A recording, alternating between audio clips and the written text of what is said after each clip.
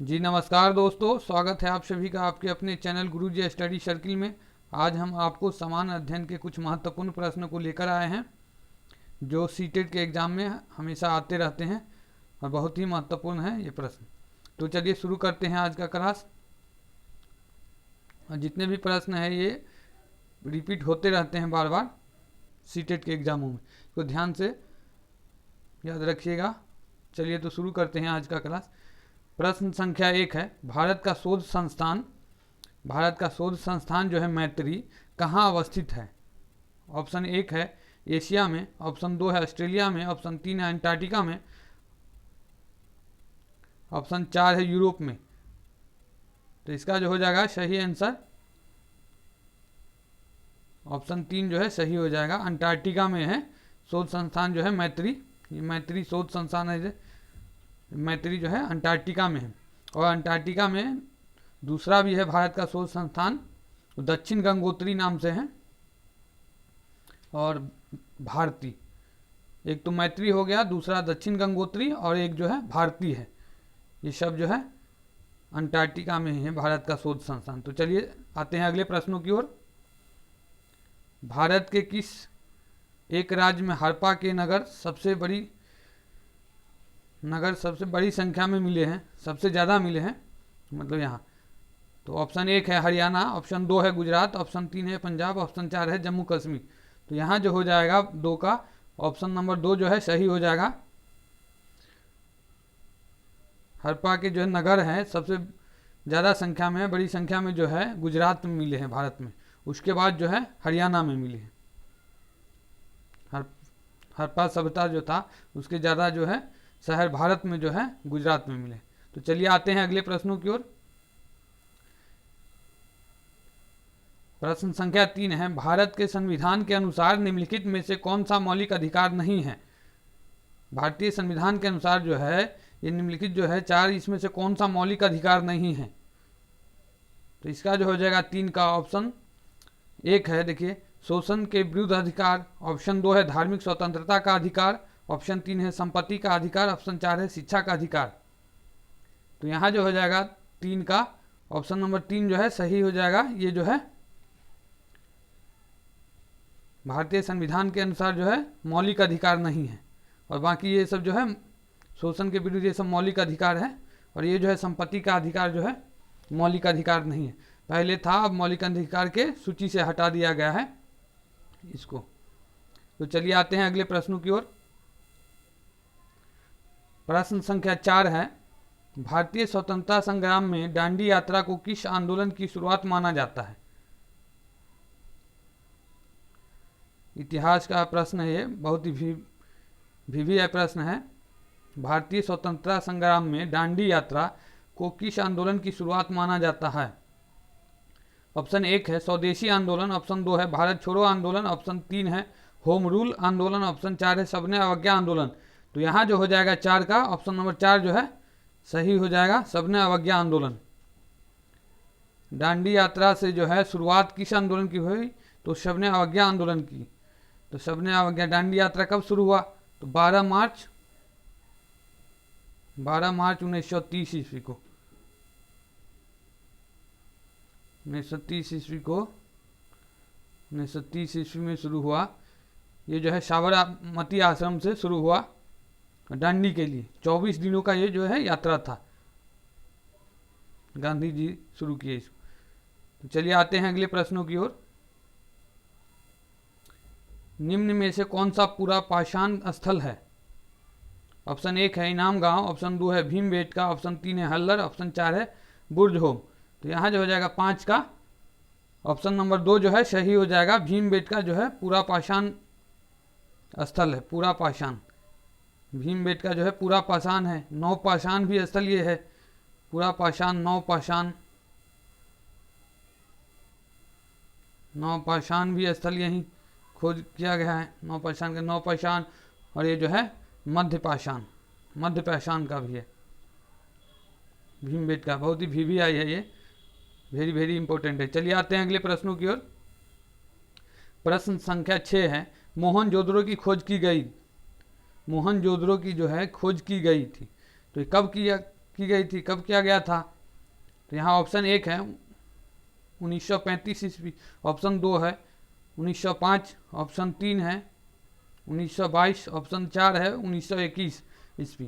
तो यहाँ जो हो जाएगा 6 का ऑप्शन नंबर 3 जो है सही हो जाएगा 1922 ईस्वी।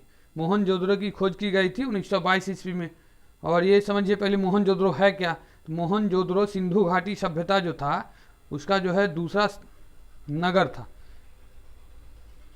पहला हड़प्पा था, तो उसको सिंधु घाटी सभ्यता का जो है सबसे पहला जो है नगर था हड़प्पा था, उसको हड़प्पा की खोज पहले हुई, तो इसलिए उसको जो है सिंधु घाटी सभ्यता को हड़प्पा सभ्यता भी कहा जाता है, क्योंकि हड़प्पा जो है नगर का खोज सबसे पहले हुआ, इसलिए उसको हड़प्पा सभ्यता भी कहा जाता है। उसी का एक शहर था मोहनजोदड़ो। तो मोहनजोदड़ो शहर का जो खोज करता थे राखल दास बनर्जी, और कब किए? तो 1922 ईस्वी में किए। ये जो है मोहनजोदड़ो सिंधु घाटी सभ्यता का सबसे बड़ा जो है नगर था। और यहाँ इसके बारे में बहुत सारा तथ्य है, ये सब याद रख लीजिए। बोल रहे हैं इसको जो है मोहनजोदड़ो को मृतकों का टीला, मतलब मृत जो है शरीर, मृत मतलब शरीर या कुछ, इसको जो है डेड बॉडी, उसको जो है मृत शरीरों का या मृतकों का टीला कहा जाता है। कांच की नर्तकी की मूर्ति यहाँ से मिला है। कांच की नर्तकी मतलब डांसिंग जो है गर्ल या ऐसी नर्तकी की मूर्ति वहाँ से मिला है।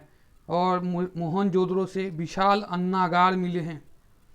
अन्न का जो है कोई ऐसा पात्र मिला है, बहुत बड़ा विशाल अन्नागार मिला है। कहाँ से? तो मोहनजोदड़ो से। तो मोहनजोदड़ो के बारे में ये सब याद रखिएगा, बहुत भी आई है, वेरी इंपॉर्टेंट प्रश्न है। तो मोहनजोदड़ो की खोज हुआ था 1922 ईस्वी में।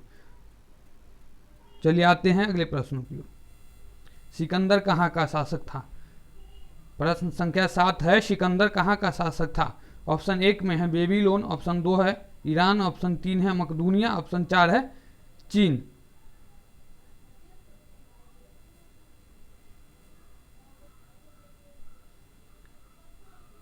तो प्रश्न संख्या 7 है, सिकंदर कहाँ का शासक था? तो इसका जो हो जाएगा ऑप्शन नंबर 3 जो है सही हो जाएगा, मकदूनिया का शासक था, मकदूनिया का। तो इसमें इसको ऐसे रिलेटेड होकर याद रखिएगा, जो जीता वही सिकंदर। तो जीता किसको जीता? मतलब पूरी दुनिया को जीता था सिकंदर ने, सारी दुनिया पर को जीत लिया था। तो इसको दुनिया को जीता था कौन? सिकंदर। तो यहाँ जो है दुनिया से याद रखिए किसको? तो सिकंदर को रिलेटेड होके याद रखिएगा, दुनिया को जीता कौन? तो सिकंदर। तो इसको जो है सिकंदर को मकदूनिया से याद रखिए, मकदूनिया का था शासक था और सारी दुनिया को जीता था, इसको रिलेटेड होकर याद रखिएगा। चलिए आते हैं अगले प्रश्नों की ओर। अशोक के अधिकतर अभिलेख निम्नलिखित में से किस में लिखे गए हैं? ऑप्शन 1 है देवनागरी लिपि, ऑप्शन 2 है ब्राह्मी लिपि, ऑप्शन 3 है द्रविड़ लिपि, ऑप्शन 4 है खरोष्टी लिपि। तो यहाँ जो हो जाएगा 8 का ऑप्शन नंबर 2 जो है सही हो जाएगा। अशोक के अधिकतर अभिलेख जो है ब्राह्मी लिपि में लिखा गया है, ब्राह्मी लिपि। तो अशोक कौन था? अशोक, इसको ऐसे रिलेटेड होकर याद रखिए, अशोक कौन था? तो सम्राट था, अशोक था सम्राट। सम्राट क्या करता है? लालन पालन देख रेख करता है, तो देख रेख करने वाला सम्राट हुआ। और सम्राट हुआ और ऊपर जो है सबके लिखता है। कौन लिखता है? जितने भी जीव जंतु है उसको तो ब्रह्मा जी लिखते हैं। सभी का भविष्य, सभी का मतलब भविष्य लिख के भेजता है ब्रह्मा जी। तो इसको जो है लिखने वाला सम्राट तो कौन सा हो गया? ब्रह्मा जी। तो ब्राह्मी लिपि से इसको जोड़ लीजिए अशोक का। तो चलिए आते हैं अगले प्रश्नों की ओर। महावीर स्वामी ने किस भाषा में उपदेश दिया? महावीर स्वामी जो है किस भाषा में उपदेश दिया? ऑप्शन 1 है प्राकृत भाषा, ऑप्शन 2 है द्रविड़ भाषा, ऑप्शन 3 है हिंदी भाषा, ऑप्शन 4 है संस्कृत भाषा। तो यहाँ जो हो जाएगा 9 का ऑप्शन नंबर 1 जो है सही हो जाएगा। ऑप्शन नंबर 1 जो है सही हो जाएगा, प्राकृत भाषा में महावीर स्वामी जी ने उपदेश दिया था। वो कौन सी भाषा में? प्राकृत भाषा में दिए थे। अब महावीर स्वामी जो थे जैन धर्म के प्रवर्तक थे, जैन धर्म के प्रवर्तक थे कौन? तो महावीर स्वामी जी। और वो जो थे तीर्थंकर, ये भी पूछता है एग्जाम में, वो कैमे तीर्थंकर थे, कितने नंबर का तीर्थंकर? वो जो थे 24वें तीर्थंकर थे। 24 24वें जो है तीर्थंकर थे। चलिए आते हैं अगले प्रश्नों की ओर। बंगाल में भक्ति आंदोलन के प्रवर्तक थे। प्रश्न संख्या 10 है, बंगाल में भक्ति आंदोलन के प्रवर्तक थे। ऑप्शन 1 है चैतन्य महाप्रभु, ऑप्शन 2 है रामानंद, ऑप्शन 3 है नामदेव, ऑप्शन 4 है रामानुज। तो यहाँ जो हो जाएगा 10 का ऑप्शन नंबर 1 जो है सही हो जाएगा, चैतन्य महाप्रभु। भक्ति करने से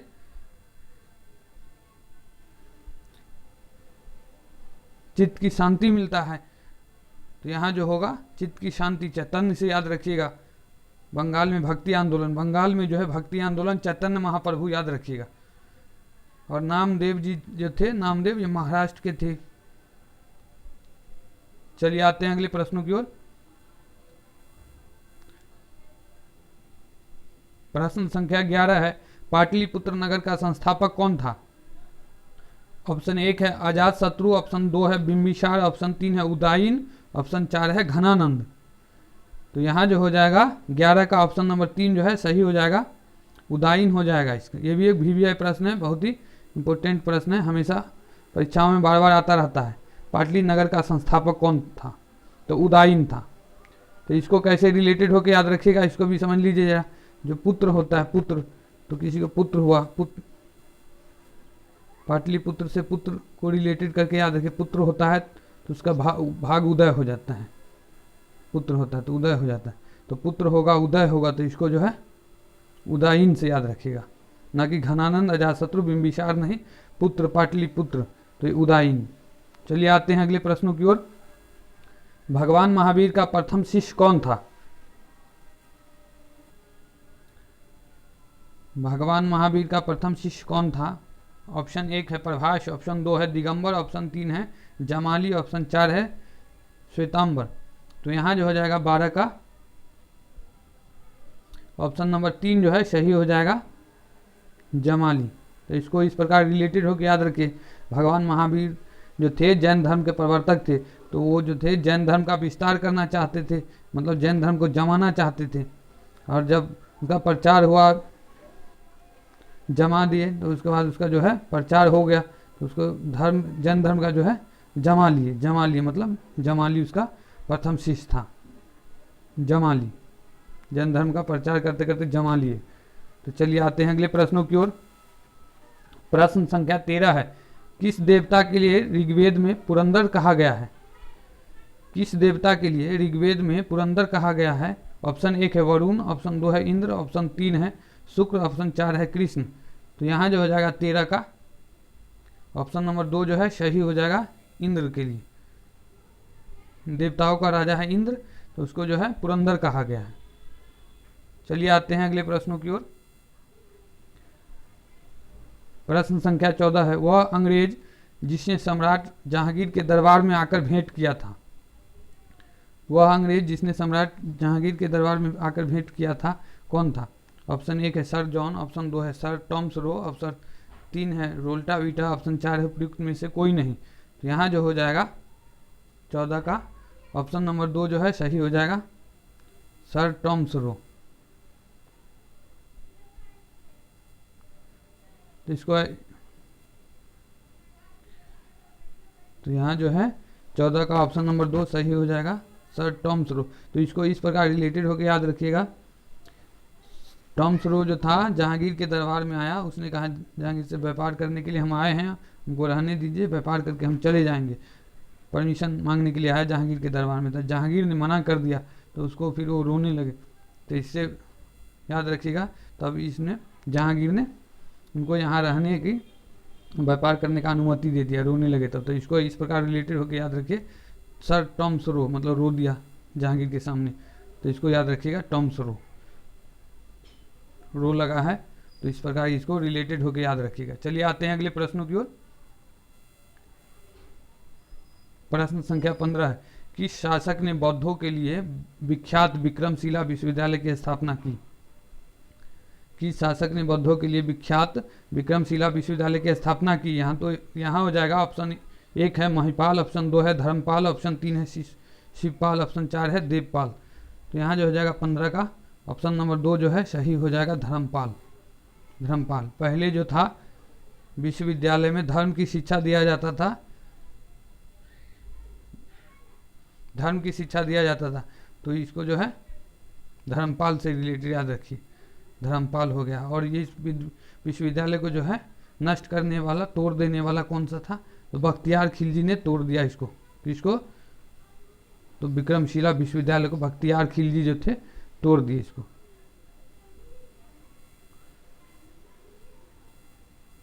चलिए आज के एपिसोड में बस इतना ही, फिर मिलते हैं अगले एपिसोड में। तब तक के लिए नमस्कार, जय हिंद। वीडियो को लाइक कीजिएगा और चैनल को सब्सक्राइब भी कर लीजिएगा। चलिए नमस्कार।